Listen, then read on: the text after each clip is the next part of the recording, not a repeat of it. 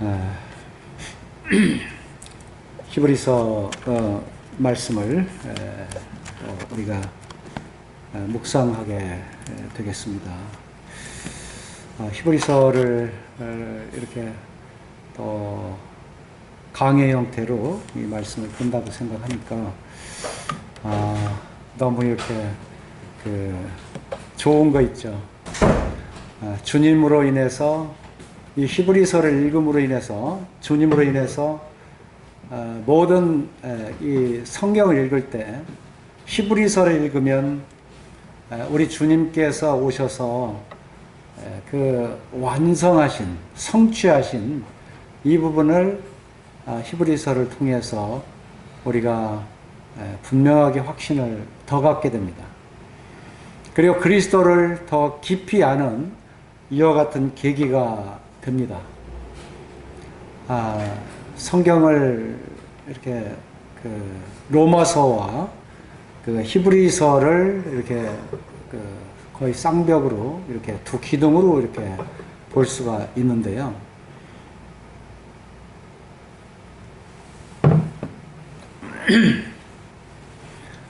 로마서를 보고 히브리서를 완전히 이해를 하게 되면 복음 전하는데 굉장히 좋습니다. 그리고 신앙생활 하는 데 있어서 로마서와 히브리서를 알게 되면 이 체계도 잡히고 또 늘 우리 주 예수 그리스도의 확신 가운데 우리에게 굳게 서게 돼요. 그래서 로마서만 보면 조금 이렇게 미약한 감이 있는데 로마서에 더 좀 깊이 들어가서 구약을 읽은 분이라면 조금 더 깊이 들어가서 이 히브리서를 읽게 되면 그 안에 성소에 있는 우리 주님을 보게 되는 것이죠. 그래서 이 로마서는 이방인에 대해서 로마인들에 대해서 이 수신인들이 그렇다고 본다면 이 히브리서는 그 대상이 히브리인들이에요. 우리가 성경을 모르면 안 되죠. 구약을 읽고 구약을 깨닫지 못하는 이런 이 구약의 그 사람들, 특별히 그 유대인들, 히브리인들, 이러한 대상들은 이 히브리서를 대하면 모든 이 구약에 기록되어 있는 하나님의 말씀이 이 히브리서에서 이 매듭이 지어집니다. 구약만 가지고는 결코 미완성이죠. 근데 우리 주님께서 오셔서 모든 것의 완성이 되신 거예요. 율법의 마침이 되시고 사랑의 완성이 되시고 또 다 이루었다. 모든 하나님의 이 땅에서 하나님께서 구속사역을 계획하신 일이며 또 새하늘과 새 땅을 창조하는 새 창조의 일이며 또 하나님께서 주시는 이 성도들에 대한 기업의 그 축복이며 이와 같은 완성의 부분을 이 신약에서 보게 되는데 그 신약 중에서도 히브리서는 아주 그 중심의 결정체다. 이렇게 보시면 참 좋아요. 그래서 로마서와 히브리서는 이렇게 쌍기둥이라고 볼 수 있어요. 대상도 이방인과 이 히브리인을 대해서 이렇게 기록을 하게 되었고요. 또 로마서는 은혜와 율법이라고 한다면 히브리서는 구약의 결정체라고 할 수 있어요. 그러니까 구약에 기록된 말씀들을 그대로 인용해서 그 말씀에 하나님께서 주시고자 하는 그와 같은 뜻을 풀이할 뿐만 아니라 구약에 하나님께서 주시고자 하는 그 생명의 그 결정체를 히브리서에서 그것을 완전히 알게 해줘요. 그 히브리서는 참으로 이 믿음에 있어서 이 기쁨을 주고 확신을 주고 그리고 신앙 생활을 현실적으로 해가는 데 있어서 많은 힘을 동력이 되게 힘을 공급해 줍니다. 이 로마서에서도 구약에 대한 언급을 하고 있습니다만 이 그림자와 같이 근데 그보다 더 이 그림자를 실체화시킨 것이 히브리서다 이렇게 보시면 돼요. 그래서 성경을 좀 이렇게 아시는 분들 있잖아요. 성경을 좀 많이 읽었는데 아직도 주님에 대해서 구원을 받지 못했다든가 성경 그 유대교적인 이런 사람들 또 성경을 연구한 이런 분들에게는 로마서 가지고는 좀 약해요. 히브리서로 서로 교제하는 것이 이것이 바로 우리 주님을 믿을 수 있는 하나의 첩경이 될 수 있다. 이렇게 말씀을 드릴 수가 있겠습니다. 그래서 히브리서는 이 주요점이 뭐라고 그럴까요? 그 부각되는 그 주요점은 바로 우리 주 예수 그리스도이십니다. 그리고 우리 주님의 뛰어나심이죠. 탁월성입니다. 무엇보다 탁월하냐? 하나님께서 이 율법 가운데 주신 것이든 구약에 나타난 것이든 주님 이전에 하늘에서 하나님께서 이 땅에 그 모든 좋은 것을 주시는데 그 가운데 가장 비교할 수 없는 탁월하신 분이 우리 주 예수 그리스도시다. 그래서 히브리서의 1장부터 12장까지 나타나 있는 13장은 이제 우리에 대한 권면이고요. 생활에 대한 권면이고 12장까지 나타나 있는 우리 주님을 바라본다면 거기에는 한 가지 제목을 붙인다면 주 예수 그리스도의 뛰어나심입니다. 비교할 수 없는 탁월성입니다. 그래서 오늘 히브리서 개요를 말씀을 오늘 이 시간에도 드릴 텐데 두 번째 시간입니다. 이 시간에도 우리 주님께서 그 탁월하신 부분에 대해서 한번 우리가 이 히브리서 전체를 놓고 그와 같은 말씀을 우리가 찾아보기를 원하는 것입니다. 이제 히브리서를 우리가 이렇게 대하게 될 때 많이 등장하는 것은 이 제사 제도, 율법, 그리고 제사장 이와 같은 단어들이고 그와 같은 주님을 섬기는 모형들입니다. 근데 그와 같은 것은 우리가 히브리서 10장을 볼 것 같으면 그것은 모든 것이 그림자다 하는 것을 말씀해 주고 있죠. 우리 히브리서 10장에 보면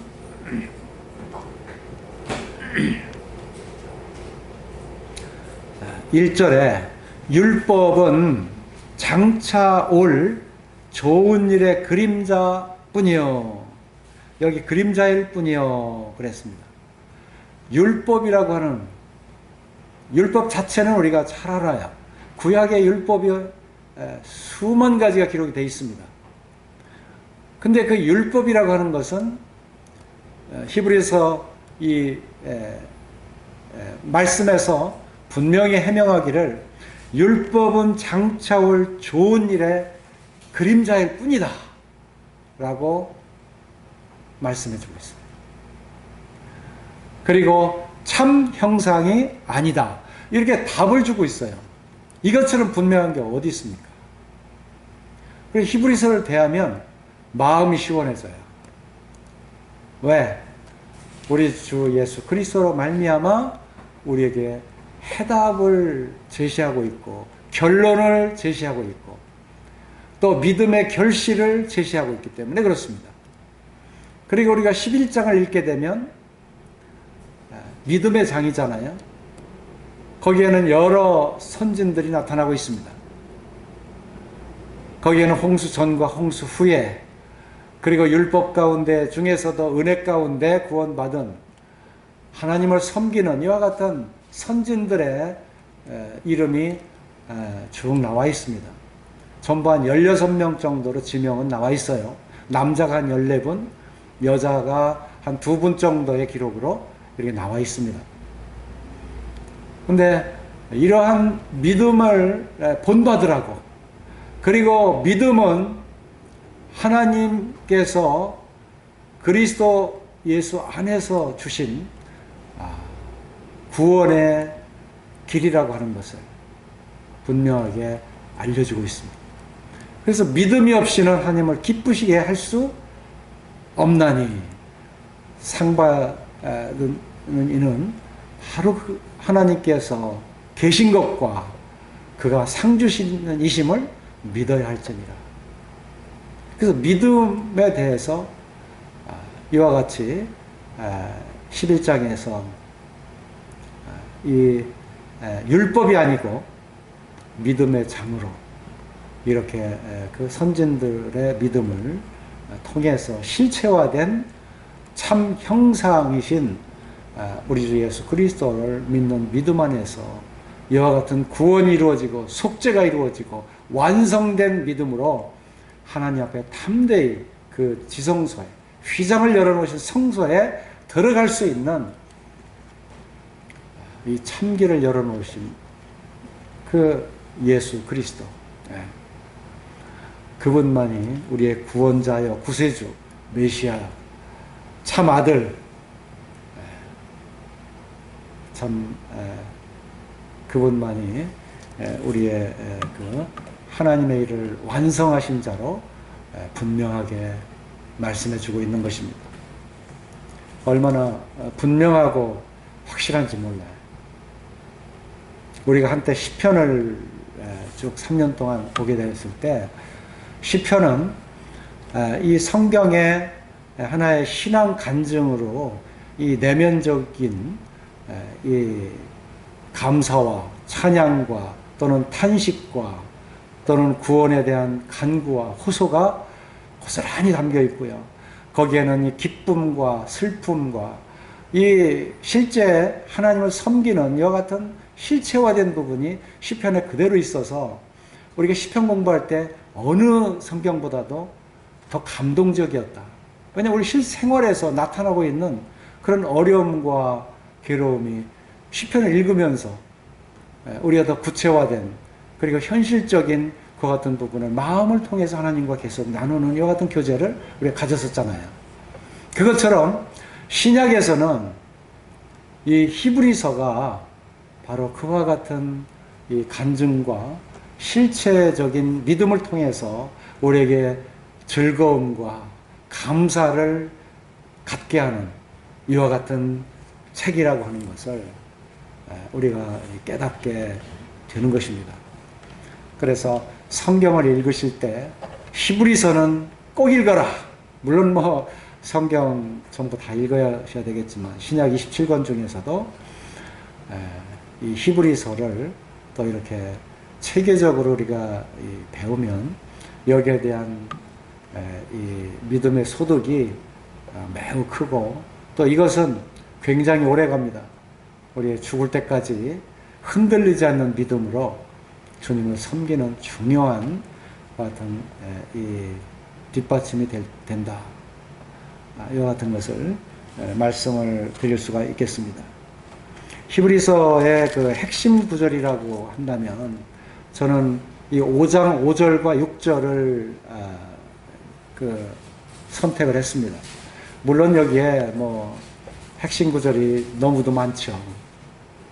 근데 가장 그래도 직접적인 말씀으로 그 핵심적인 부분을 말씀하고 있지 않는가 이렇게 생각이 돼서 저는 이 5장 5절과 6절 이렇게 선택을 했어요. 5장 5절 중간에 보면 거기에 인용된 말씀이 있어요. 너는 내 아들이니 내가 오늘 너를 낳았다 하셨고. 이 시편 2편에 있는 말씀인데요. 너는 내 아들이다. 우리 주님을 지적해서 너는 내 아들이다. 오늘날 내가 너를 낳았다. 이 아들을 보내신다고 하신 하나님께서 이제는 우리 주님께서 모든 일을 다 행하시고 십자가를 지셨어요. 이제 부활승천에 하나님 우편에 앉아 계세요. 이 사실을 보면서 이 시편의 인용은 아주 적절합니다. 너는 내 아들이니. 이제 우리 주님을 알고 나서는 정말로 하나님의 아들이신 것을 이제 알게 되는 거예요. 이 현실입니다. 우리가 마태복음 22장 포도원의 비유 이와 같은 말씀들을 보죠. 또 20장에도 나타나 있는 이와 같은 비유들을 보게 됩니다. 그리고 24장의 달란트나 누가복음에 나타난 21장의 19장 이와 같은 곳에 나타나 있는 이 문화의 비유 이와 같은 말씀들을 보게 될 때 거기에 왕의 아들이라는 표현을 말씀하고 있습니다. 그 아들이 이르러, 이 마지막 때 이제 아들이 이르러 이렇게 말씀하고 있는데 그 아들 되신 우리 주님, 이것이 우리 주 예수 그리스도로 말미암아 이것이 다 해결이 되는 거예요. 그 아들이 오셨잖아요. 그리고 그 모든 하나님의 일을 다 완수하셨잖아요. 그래서 여기 5장 5절 너는 내 아들이니 내가 오늘 너를 낳았다 하셨고, 이 말씀 참 적절한 말씀이에요. 오늘 내가 너를 낳았다. 우리 주님은 이 세상에 오셨다 그 말이에요. 그리고 6절에 뭐라고 말씀하고 있습니까? 또한 이와 같이 다른 데서 말씀하시되 내가 영원히 멜기세덱의 판차를 따르는 제사장이라 하셨으니.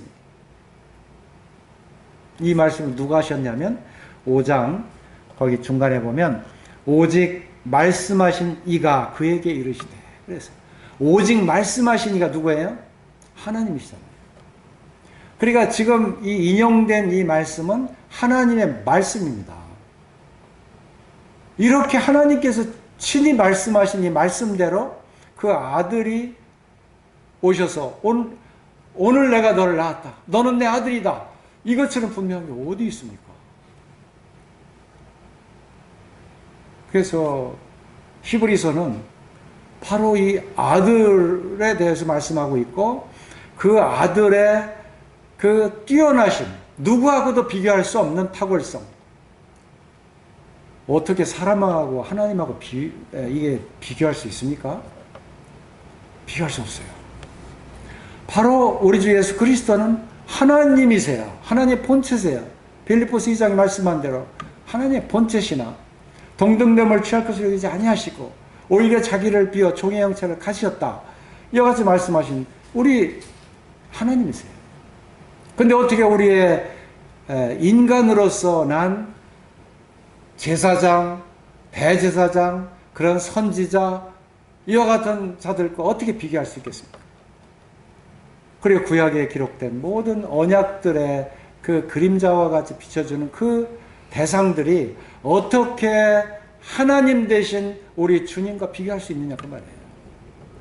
그리고 히브리서의 주제는 바로 우리 주님의 탁월성, 예수 그리스도의 그 탁월하심에 대해서 계속 비교하면서 그 말씀을 주고 있는 거예요. 그래서 모세가 등장하고 또 아론이 등장하는 것입니다. 그리고 4장에서는 여호수아가 등장하는 것입니다. 여호수아는 가나안 땅에 갔습니다. 가나안 땅을 차지했습니다. 하나님의 말씀을 성취했어요. 그러나 여호수아에게 남아있는 게 뭐예요? 참 안식에 들어가는 것은 아직도 남아있는 거예요. 이건 우리 주님이 오셔야만 참 안식에 들어가는 그 일이 이루어지는데, 오늘날 너희가 그의 음성을 듣거든 깜빡하게 하지 말아라. 하나님의 음성을 들어라. 그리고 너희에게 주신 이 참 안식에 들어가라는 거예요. 들어가라. 그 히브리서는 들어가라 하는 이 말씀도 이따금 나오고요. 또 히브리 10장 이후에 보면 하나님께 나아가자. 그리고 나아가라. 영문 밖으로 나아가라. 이런 말씀들이 이렇게 이따금 등장을 해요. 이것은 뭐냐면 우리들의 실체적인 신앙생활, 이것을 우리 주 예수 그리스도를 통해서 이제는 참 형상 되신 그분이 오셨기 때문에 그분과 함께 임마누엘 하나님이 되셔서 함께 하신 우리 주님과 더불어 그 성소에 들어가고 또 복음 전도하는 일에 나아가고 또 주님과 누릴 참 안식에 나아가고 이와 같이 이 주님과 함께 동행하는 이와 같은 신앙생활, 참 생활을, 참 삶을 우리가 지금 이 마지막 시대에 누리도록 하자는 것이죠. 이것이 이 히브리서에 기재된 이와 같은 말씀인 것입니다. 이게 참 히브리서는 읽으면 읽을수록 맛이 나는 말씀이에요. 그리고 이 말씀은 하나의 그 논문처럼 이렇게 막 세세하게 기록이 되다가 편지처럼 또 그렇게 서술된 말씀이에요. 그러니까 굉장히 연구하는 사람에게는 또 연구의 그 묘미를 더 살려주고요. 그리고 확신을 갖게 하고, 그리고 하나님께 대해서 더 알기를 원하는 이와 같은 자들에게 마치 로마서에 서신을 기록하듯이, 디모데 전후서에 서신을 기록하듯이 그와 같은 이 서술을 했기 때문에 참 읽기에도 이 히브리서는 참 편해요. 그런데 구약 성경을 알지 못한다거나 성경을 자주 읽지 못하는 이런 사람에게는 굉장히 어려운 책입니다. 마치 믿지 않는 사람이 성경을 이해하려고 하는 것 같아요. 믿지 않는 사람은 성경 보면 뭐 열이면 열 다 졸잖아요. 근데 믿음을 가진 눈을 뜬, 소경에서 눈을 뜬 이와 같은 사람들은 하나님의 말씀이 다 비치니까 이 말씀이 그렇게 마음을 빛나게 할 수 없고요. 윤택하게 하고 즐겁게 정말로 이 기쁨으로 인해서 희열을 일으키는 이와 같은 말씀이 바로 믿는 자들이 히브리서를 읽는 이와 같은 말씀이라고 할 수 있겠습니다. 우리가 이제 이 히브리서를 대하게 되면 왜 히브리서라고 기록이 되는가? 이 말씀을 한 번 더 우리가 생각해보고 가고자 합니다. 우리에게는 이 이스라엘인에 대해서 세 가지의 표현을 합니다. 이스라엘 사람들 또는 유대인, 유태인이라고 하죠. 부름에 따라서. 왜냐하면 한글이 아니기 때문에 그렇게도 불러요. 또는 히브리인 이렇게 표현을 합니다. 이건 다 같은 그 하나님의 그 육신적인 혈통을 가진 유대 민족을 의미하고 있습니다. 이스라엘이라고 하는 이름은 야곱이 야복강에서 그 분이엘에서 그 천사와 씨름하다가 야곱이 천사를 이겼잖아요. 그러니까 내 이름을 이제는 야곱이라고 하지 말고 이스라엘이라 하라. 이때부터 이스라엘이라고 하는 이름이 붙은 거예요. 그래서 야곱의 그 계층된 이름이 이스라엘. 그래 이스라엘이라고 하는 것이죠. 그리고 또 한편은 우리가 열왕기에 보면 12장에서 이 솔로몬 때에 북쪽 이스라엘과 남쪽 유다가 갈라졌어요. 그러니까 남쪽의 유다 지파가 거의 대부분 이 블레셋 땅을 차지하게 됐고요. 북쪽의 10지파가 이스라엘이라는 명칭으로 계속 이렇게 그 구약을 보면 기록이 되어 있습니다. 그래서 원래 야곱의 이름이 이스라엘 이렇게 되어 있는데 그 10지파를 그 이스라엘 그 야곱의 후손들이 10지파를 차지하고서 그 이름을 이스라엘이라고 한 거지. 그래서 여로보암이 왕이 돼서 거기에서 이제 북쪽의 단과 남쪽의 베델에 금신상을 세우고 우상을 섬기게 하고 그리고 절기도 비슷하게 지키게 하고 그곳에서 정식 제사장이 아니다 하더라도 그 하나님을 섬기게 했던 그 이스라엘을 보게 돼요. 그래서 이와 같이 원래는 이스라엘을 할 때는 야곱의 계층이다 이렇게 보는 것이 더 맞고요. 그 뒤에 북쪽에 속했던 바로 그 민족을 이스라엘 민족이다. 이것은 구약에서 우리가 볼 때 그와 같이 보게 되면 우리는 이 성경을 읽을 때 우리는 구분해서 성경을 이해할 수가 있습니다. 신약에서 이스라엘인 이렇게 하면 이게 잘 이해할 수가 없어요. 이게 야곱의 계층에 그 이어진 이름인가? 아니면 이게 그 솔로몬 이후에 여로보암 왕으로 인해서 이렇게 그 지배되었던 북이스라엘을 두고 하는 얘기인가? 이것이 아니거든요. 총체적인 이름에서 이스라엘인이라고 이렇게 이스라엘이라고 붙이기도 하는 것입니다.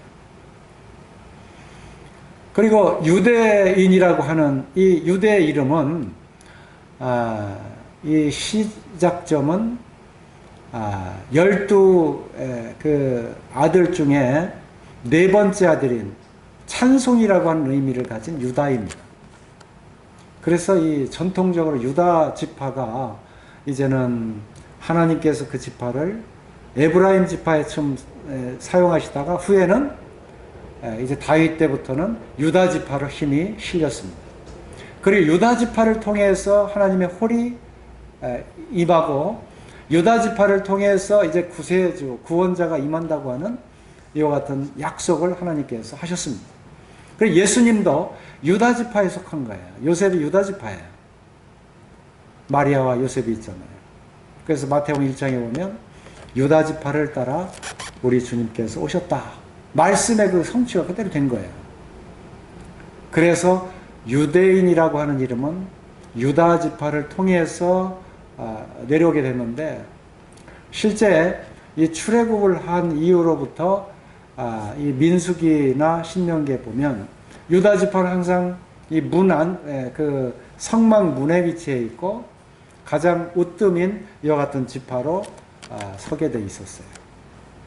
그리고 유다는 창세기의 그 46장 이후에 보면 이 요셉에게 그 유다가 참 그 적극적인 이와 같은 그 애굽에 있는 요셉에게 이 간청을 하기도 하고 또 야곱 아버지를 위해서 유다가 참 자신의 그 목숨을 담보해서까지라도 베냐민을 데리고 갈 아버지에게 데리고 갈 이와 같은 간청을 하게 됨으로 인해서 실제적으로 유다는 이 성경에서 중요한 이와 같은 비중을 이렇게 그 이름에서도 찬송이라는 의미가 있지만 굉장히 중요한 의미를 가지고 있어요.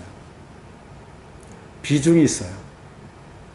그래서 이렇게 유다 지파의 이름이 계속 내려오고 있었는데 특별히 더욱 강조가 되었던 유대인들은 열왕기 12장부터 이 솔로몬 11장은 이 솔로몬이 그 각종 우상들로 인해 그 첩과 여인들을 많이 취했잖아요. 그들이 나라가 이제 하나님의 말씀을 불순종하는 이 솔로몬으로 인해서 북쪽 여로보암과 남쪽 르호보암의 이 왕국으로 나뉘었을 때 그때 남유다를 유대인이다 이렇게 그 부르기 시작을 했어요. 그래서 열왕기부터 말라기까지 이스라엘과 유다인 이렇게 구분해서 이 성경을 읽어야만 이게 구약 성경이 읽혀져요. 특별히 그 스가랴서의 뭐 막대기, 두막대기 이것을 하나로 이제 모으게 하시고 이와 같은 이 비유들은 그 북이스라엘과 남유다를 이해하지 못하면 이 막대기에 대한 오해를 하게 돼요. 잘못 해석을 하게 된다 그 말이에요. 어떤 몰몬교 같은 경우는 이 두막대기 해가지고 성경이 두 권이에요. 자기네가 쓰는 성경 또는 또 진짜 성경. 그래서 그 성경 두 개가 이 두막대기다 이렇게 표현하는 것을 제가 듣고 이게 참 굉장히 엉뚱하잖아요. 성경을 모르면 그런가 보다 이렇게 나가잖아요. 그런데 그러한 표현들이 바로 그 북이스라엘과 남유다 서로 갈라졌던 이와 같은 그 지파들 12지파예요 사실. 레위기까지 12지파인데 그 모든 지파들을 다 이렇게 하나님께서 고토로 모으신다. 이 고토는 뭐예요? 영적으로 우리 하나님 나라 새하늘과 새 땅에 이제 들어가게 하시는 이와 같은 주님의 말씀을 우리가 보게 됩니다. 그래서 그 유대인 하면 바로 이와 같은 내력을 가지고 있는 것입니다. 그래서 그런 개념을 우리가 이스라엘인은 이렇게 해서 이스라엘이라고 부르는구나. 유대인은 이렇게 해서 부르는구나. 그리고 성경을 볼 때 어느 지점에서 볼 때는 이렇게 이해하고 어느 지점을 볼 때 이렇게 이해하는 것이 참 합당하다. 이런 것들을 우리가 이해할 수가 있는 것입니다. 그리고 이제 히브리서 그랬잖아요. 왜 히브리인이라고 했느냐. 이 부분은 이 강을 건너다라는 의미를 이 히브리라는 의미가 있습니다. 그래서 히브리인은 원래 창세기 11장을 봐야 돼요. 아브라함이 12장에서 이제 하나님께서 부르셔서 갈대아우르를 떠나서 이제 믿음으로 이 가나안 땅에 사실은 아브라함이 들어와 살았습니다. 하나님의 순종입니다. 그리고 내가 너를 축복하는 자를 축복하고 너를 저주하는 자를 저주한다는 이 창세기 12장에 아브라함이 부름받은 바로 그 말씀 이전에 11장에 보면 거기에 데라의 후손들이 쭉 나옵니다. 그래야 아브라함의 조상들이죠. 그들이 이 바벨론의 이 유프라데스 강과 티그리스 강과 또 창세기의 그 강 이름들이 나오잖아요. 히데겔 또 이와 같은 네 강줄기가 나옵니다. 근데 그 하류 부분에 사실은 이 아브라함의 그 갈대아 우루 그곳에서 이 조상들이 거기에 살아 있었는데 그때 거기에서 나와서 거기에도 강이 있잖아요. 그러니까 그들이 사막길도 행하고 강도 건너고 이렇게 했지만은 그러나 이 약속의 땅에 들어가기 위해서는 요단강도 건너야 되는 것이죠. 그래서 그들의 그 이름의 특성이 강을 건너다 이런 그 이름을 가지고 있는데 본래 그 아브라함의 그 조상들을 가르쳐서 히브리인이다 이러는 것이죠. 그러니까 우리가 모세의 10개 같은 이와 같은 영화를 볼 때 히브리인 이렇게 하는 거예요. 모세의 어머니 히브리 여인이다.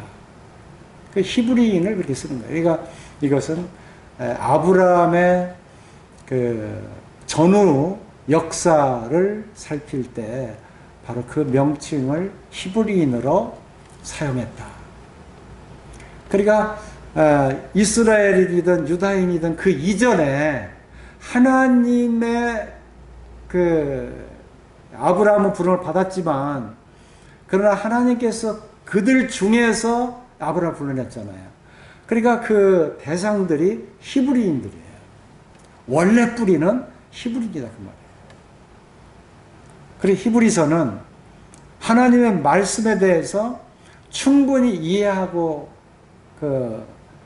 많이 통독하고 거기에 관심을 가지고 있는 바로 그러한 자들이 대상이라는 거죠. 그런 사람들이 이제 우리 주 예수 그리스도의 십자가를 바라보게 되었습니다. 그리고 복음을 증거하는 그 전도자들의 이 복음 선포에 대해서 귀를 기울이게 됐어요. 거기에서 소수였지만 그들이 돌아온 거예요. 또 베드로가 그들에게 복음을 전할 때 3,000명씩이나 돌아오는 이와 같은 아주 큰 사건들이 이 유대인들에게 일어났는데, 그 대상이 물론 여러 흩어져 있던 많은 유대인들과 더불어 이방에 속해 있던 뭐 터키의 지역이라 할지 또는 에티오피아 지역이라 할지 이런 데서 성령이 임할 때 각 방언들로 그것을 받았을 때, 그때 이 하나님의 복음을 듣고, 그리고 이제 그 성경을 알았던 사람들은 예수 그리스도를 믿었잖아요. 믿고 났는데 그때는 성경책이 없어요. 보통 사람들이 책을 읽기에는 참 힘들어요. 누가 또 전해주지 않으면 깨달을 수도 없어요. 이러할 때 이 히브리서가 기록이 됨으로 인해서 그들에게 분명한, 히브리인들에게 그 알고 있는 그 지식과 깨닫고자 하는 것과 같은 말씀에 대해서 이렇게 분명하게 그 말씀을 이해할 수 있도록 우리 주 예수 그리스도를 가르쳐서 이 복음을 전했다고 하는 사실입니다. 그래서 이 히브리서는 60년대 후반 쪽에 기록됐다라고 이렇게 추정이 되는데요. 그때가 사도 바울의 2차, 3차의 전도여행을 계속 다닐 때예요.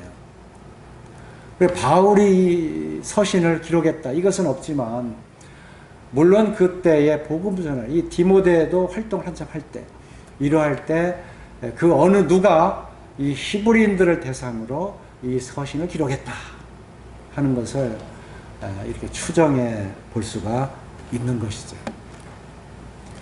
히브리인 하면 아브라함의 자손이라고 생각하는 이와 같은 사람들, 그래서 그리스도인으로 이제는 거듭난 사람들에게 대해서 더욱더 확신과, 또 거듭나지 못했다 할지라도 이 말씀을 듣고 우리 주 예수 그리스도가 바로 우리의 생명의 구주 되신다 하는 것을 믿고 돌아오라 하는 의미로 이 히브리서를 기록한 것이죠.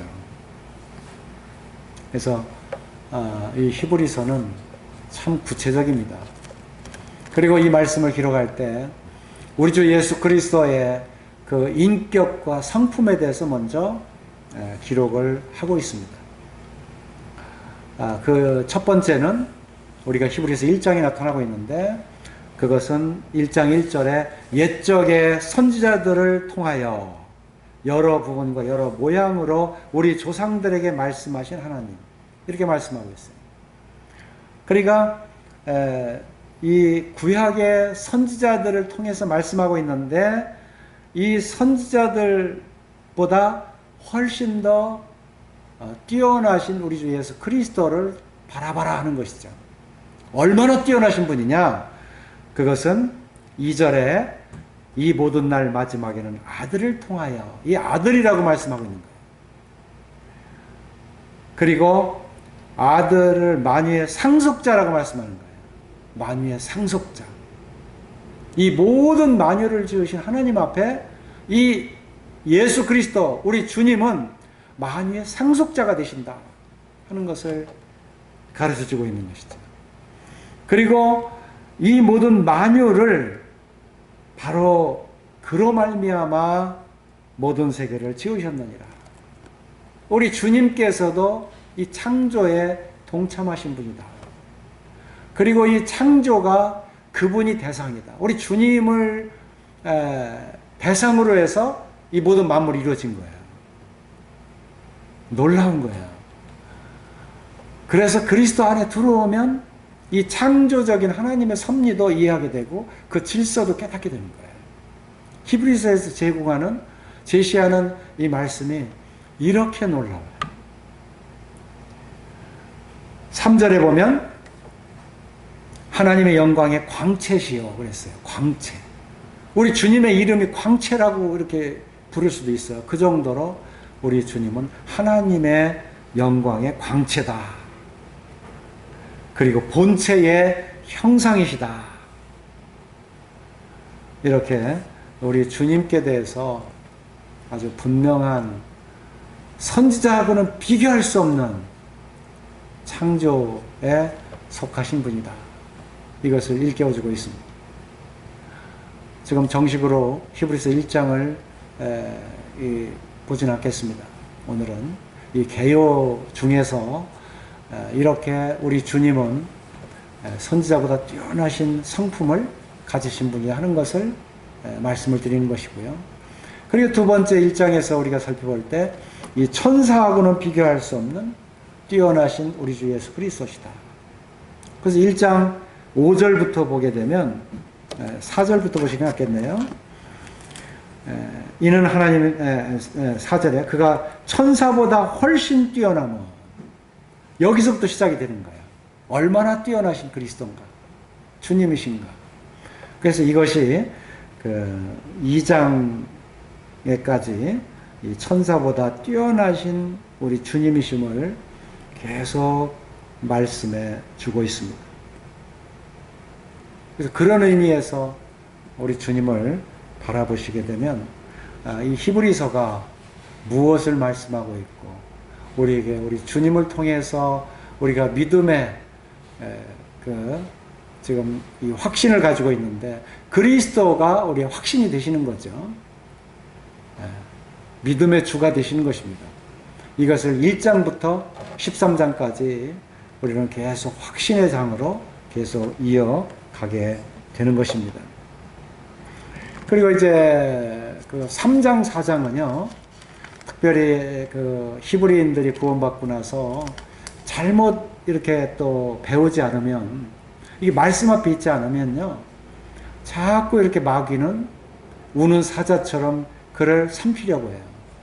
그러면 결국 믿었던 히브리인들이 어떻게 돼요? 배교하게 돼요. 그래서 이러한 배교에 대한 경계를 말씀하시면서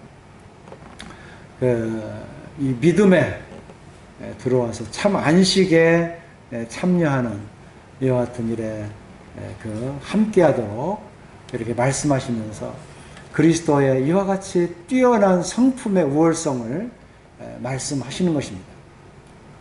이렇게 하나님을 닮은 참 하나님이신 이러한 성품을 가지신 분이다 하는 것을 이 4장까지 말씀하고 있는 것이죠. 그리고 이제 4장 이후부터 그 10장까지는 우리 주님께서 이제 대제사장으로 오신 그 대제사장의 사역의 그 모습들을 기록하고 있습니다. 예수 그리스도는 특별히 이 멜기세덱의 판차를 쫓는 영원한 대제사장이다. 구약에서 멜기세덱만큼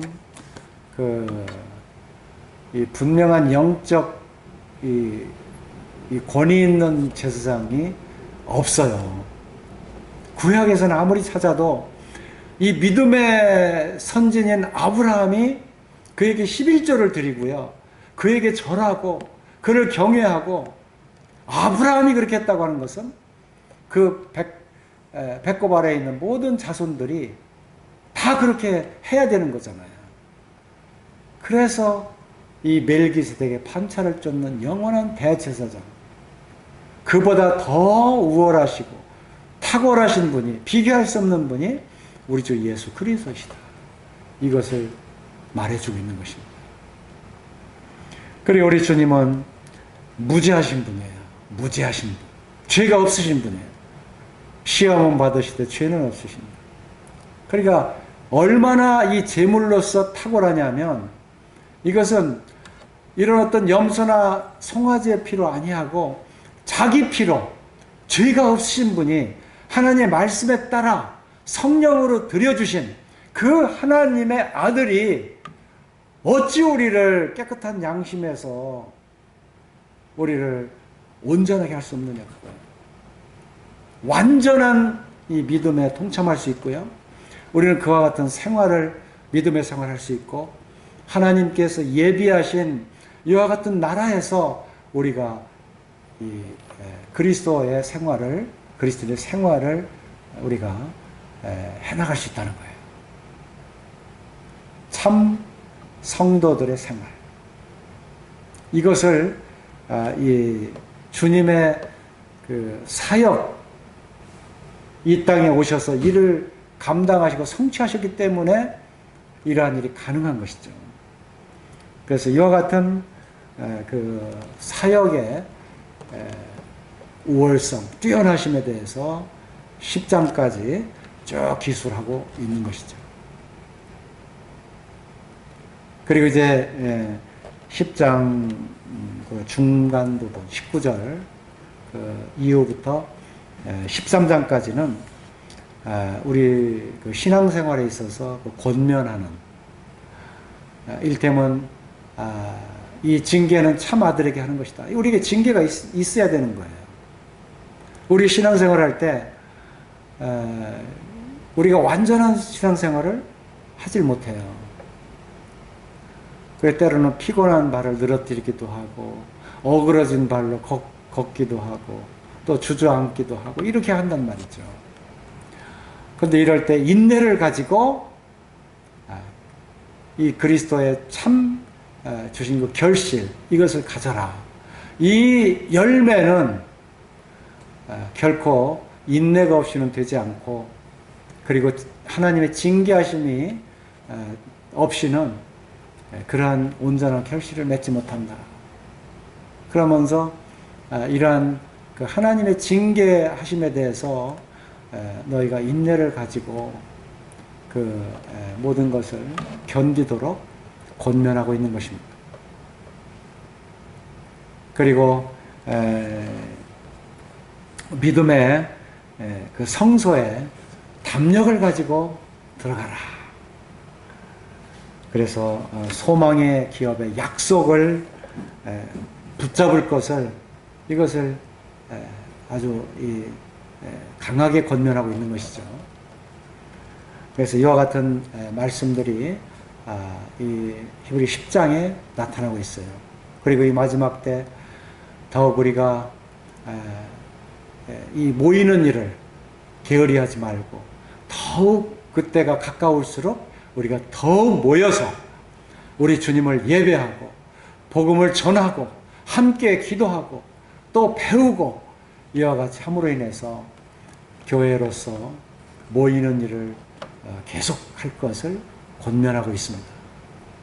그리고 찬미의 제사를 드리라고 말씀하고 있고, 또 주님을 더욱 사랑하라고, 믿음의 주인 온전케 하시는 이는 이인 우리 주 예수 그리스도를 바라보라고 말씀하고 있고, 그리고 서로 형제들끼리 사랑하고 또 서로 손대접하기를 게을리하지 말아라. 이게 전부 권면의 말씀들이에요. 그리고 서로 찬미의 제사를 드리면서 봉사하라. 이와 같은 것이 마지막 시대에 이 믿음을 가지고 우리가 감당해야 될 이와 같은 말씀을 주고 있는 것입니다. 그 히브리서는 바로 이와 같은 그 주님을 본을 삼아서 또 그 아들 대신 우리 주님께서 임하심으로 인해서 우리의 참 마음과 믿음으로 참 신앙생활을 하도록 이와 같이 바른 길을 제시하고 확신을 주시고, 또 우리로 하여금 인내를 통해서 상 주시리를 바라봄으로 인해서 이 길을 우리가 주님이 오실 때까지 견디고 드디어는 상을 받는 이와 같은 자들이 예외 없이 될 수 있도록 이 히브리서는 권면하고 있습니다. 이러한 여러 말씀들을 이제 히브리서를 통해서 우리가 보시게 되겠고요. 이 다음 1시간 더 히브리서에 대한 개요를 한 번 더 말씀을 드리고자 합니다. 오늘 여기에서 말씀을 드리겠습니다.